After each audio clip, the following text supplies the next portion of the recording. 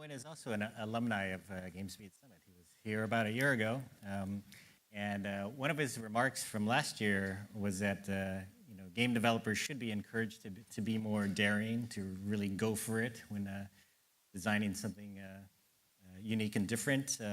But you also noted that game developers aren't as skilled at presenting to boards, and they often get shouted out of the room.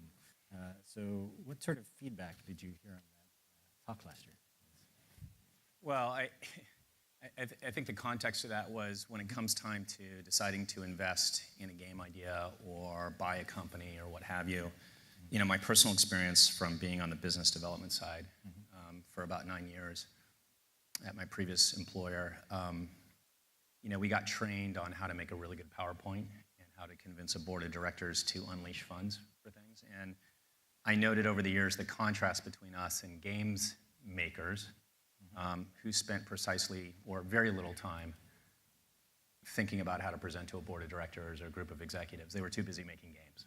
And I thought that was where they should spend their time. But the net effect of that was that BD people and finance people could oftentimes make a more eloquent presentation to a group of executives that would move the company in a certain way. And I don't think that was unique to my experience. I think that was unique that was common around the games industry pretty much since about 4 years after the advent of arcade in the 1980s. And so, hopefully it didn't offend too many people, but those people didn't contact me. But a lot of people said, particularly game makers, said, yes, I know exactly what you're talking about. This has happened to me personally. Finally, someone has said it. And so I got a lot of those comments. And I thought that was healthy because I do honestly believe that we need to change that in the industry and what that represents. So did you have any tips then for how a game developer should do that pitch for the board of a relatively large company? Well, I'm not sure that it's about how you make the pitch, although that can help in the near term. I think there's a much broader and deeper problem in the games industry. I hate to be the Klingon to your conference, or at least one of the themes of your conference, Dean, but look, I think overall the games industry has or displays a fixation on Hollywood a lot. And in the case of a presentation, we oftentimes see very long PowerPoint presentations that have great detail about what a game will be from beginning to end, including a timeline that lasts several years, looking for funding that will last that will constitute several tens of millions of dollars. And it really reflects the Hollywood model. And what is the Hollywood model? The Hollywood model is based off of a linear form of entertainment.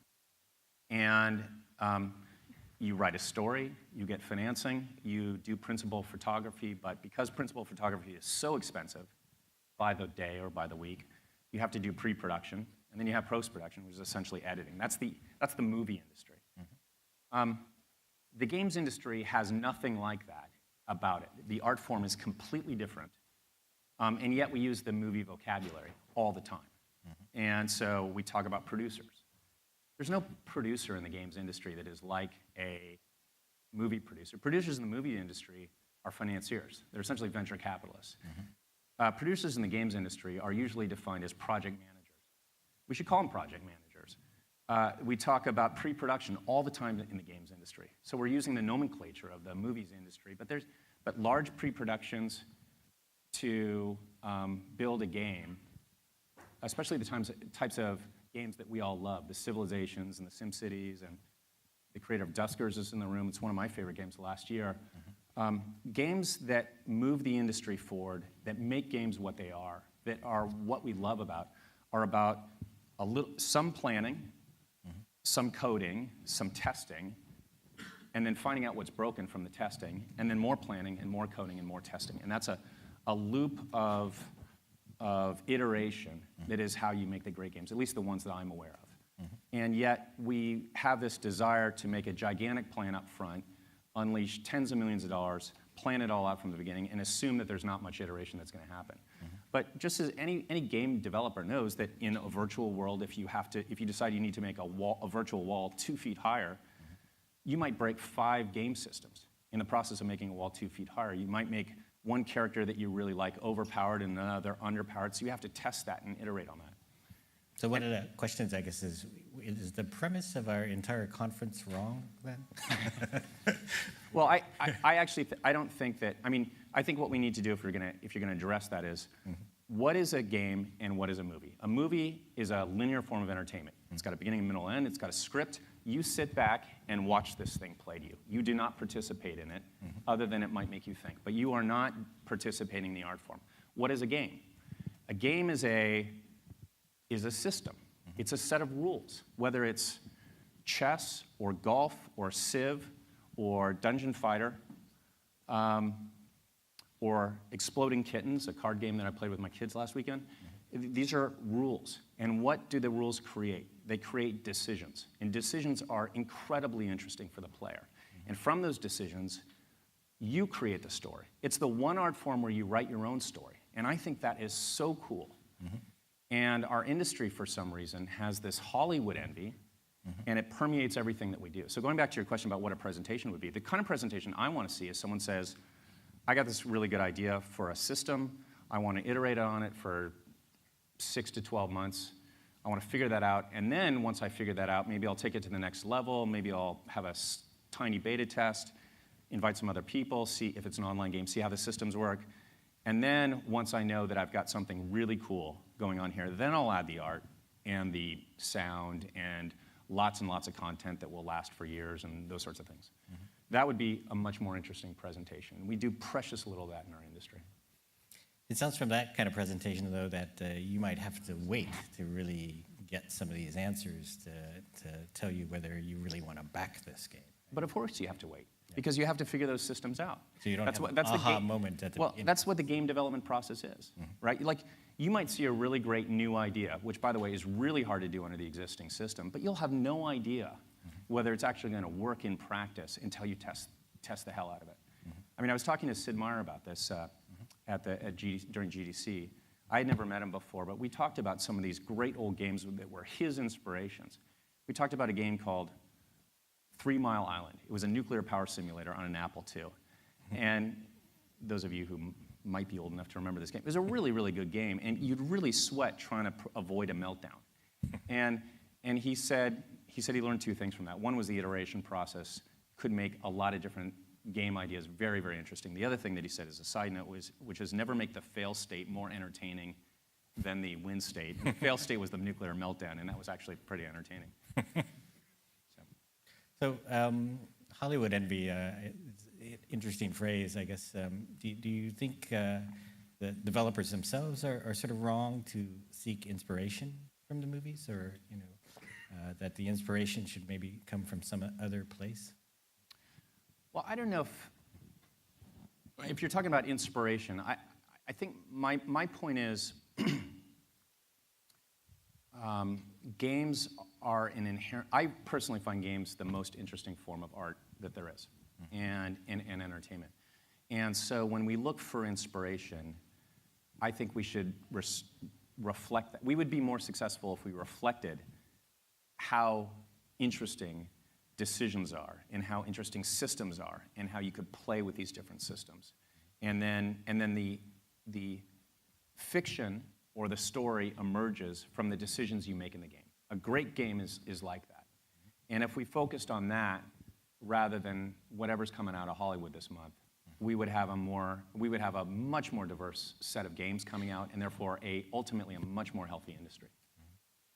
So Nexon doesn't seem to be chasing Hollywood the way other game companies or publishers are, right? I mean, but you are going after Western developers. Can you talk more about that?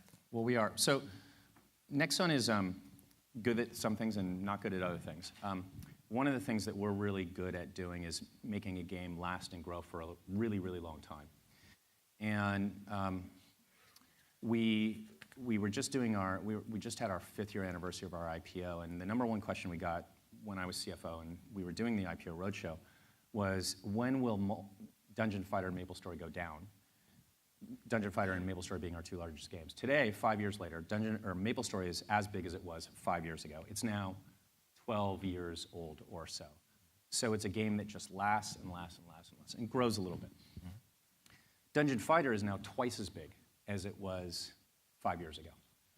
This is a game that has made life to date gross revenue $8.7 billion US.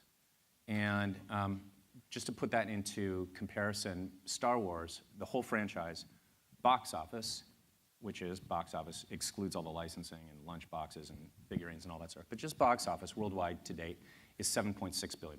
So we're $1 billion bigger, and we're a quarter years old. We're 10 years old, they're 40 years old. So we have this expertise, and we want to combine that with game makers around the world, not just the US or Europe, but game makers around the world who have really great ideas that inspire us and that push the industry forward and that we think have cool game ideas. We made a small announcement today with First Strike Games. We've made several announcements. We've got a game coming up with Cliff Bleszinski for Lawbreakers. We've got a game coming up called Durango. These are all either within a genre or establishing completely new genres, very different from what has come before. But we want to combine that capability of making a great new game that's interesting and that excites us and that requires a lot of decision-making on the part of users or players, along with our ability to make a game last and grow for a long time. We think that's really exciting to do. So this is kind of consistent with that sort of interpretation of Hollywood, I guess, in some ways. And like you're not going after the stars of Hollywood. You're going after the rock stars within gaming. Very, very well said. I might borrow that. Okay, I charge you for that. License games, I guess, it then sort of seems that that's probably not your bread and butter. That's not part of your strategy. Well, not necessarily. I mean, the great thing about a good intellectual property is if you've got a good idea for a game, a great IP license can accelerate. I mean, we saw this happen with Pokemon Go. It was a very interesting game idea, and the Pokemon franchise really accelerated and brought it to the attention. A great AR experience combined with a great IP that worked really well. So we don't have an allergy to that at all. We just think that it needs to be used in the right way, and also again playing for the long term. A lot of IP licenses that we've seen in the industry, particularly on mobile, have been about sort of taking an IP, harvesting it really quickly, and then moving on to the next game. We don't ultimately think that that's a great way to do business, but that's how some people are doing it. So if you had some good results, I guess Dominations has done well. Yeah, we're starting to see the same sort of longevity with Dominations that we've seen with. We think it's on a path to having terrific longevity over a period of years, and crossed 100 million in revenue now. It crossed 100 million in revenue, and if you look at the KPIs, they continue to be very consistent. So they're not flashy, but none of our biggest games are flashy, or usually not flashy. They sort of start off small and then they continue to build over a period of time. We think that's a good way to do things. So what is also key to winning over some of the Rockstar developers? You have had a sort of a good track record there.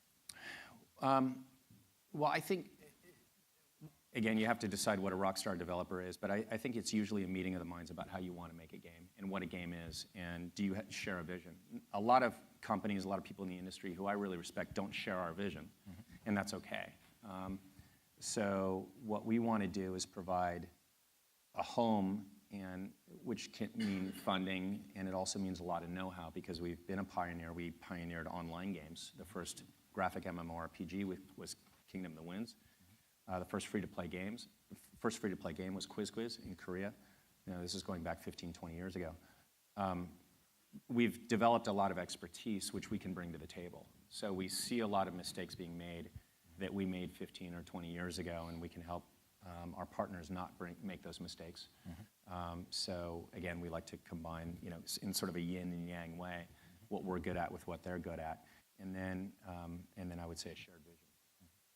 So I guess the live operations, the things that you are good at about extending the life of a game, they sound kind of boring. I mean, do you guys find creativity in that work in some way? Well, I mean, again, look, Dungeon Fighter is either the #1 or #2 game in China right now. Again, it's not only generated a lot of life-to-date revenue, it appears to be getting stronger, not weaker, across the world.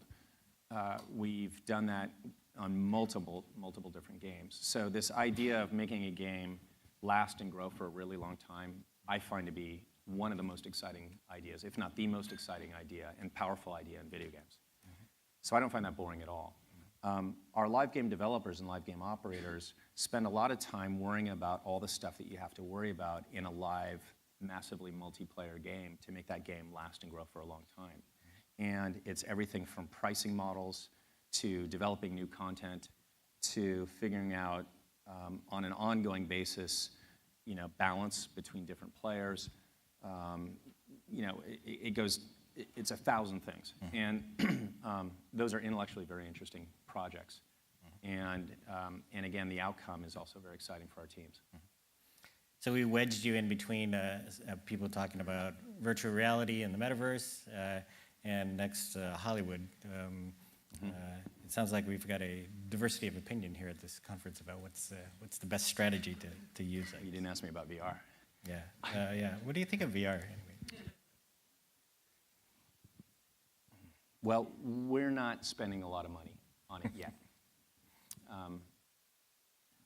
I personally am very excited about the future of VR. I read Snow Crash and Neuromancer like everybody else, and I love sci-fi.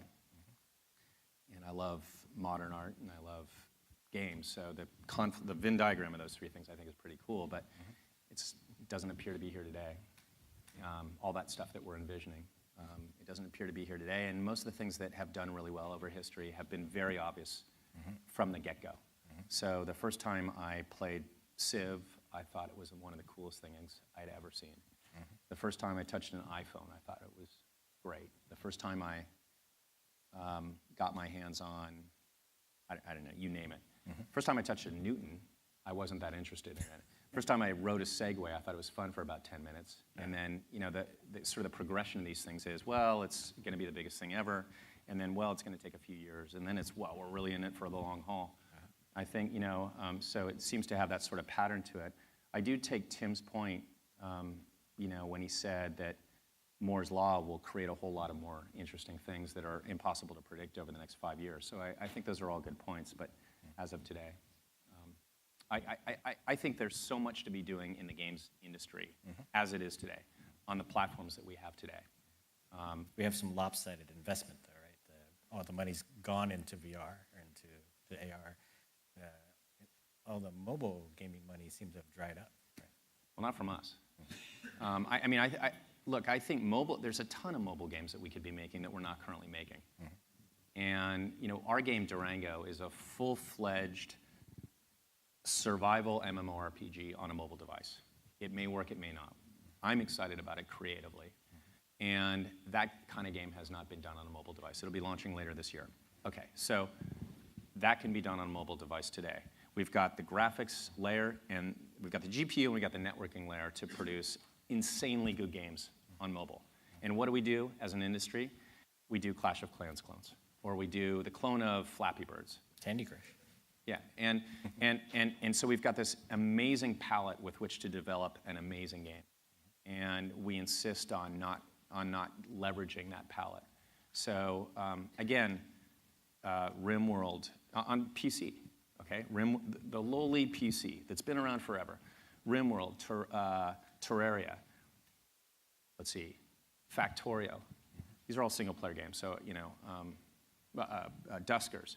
You just go on Steam and look at some of the games that are coming out. There's a renaissance happening right under our nose. These are great game developers making great games that are insanely fun. I love to play them by myself, with my friends, with my family.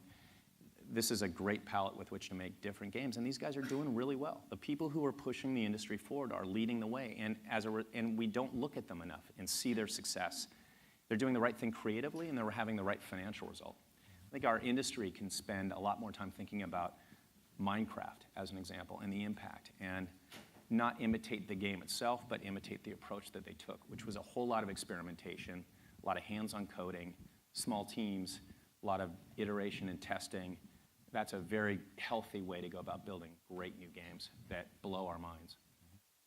So you're very planted in the East. You're doing well, experimenting in the West. Do you expect that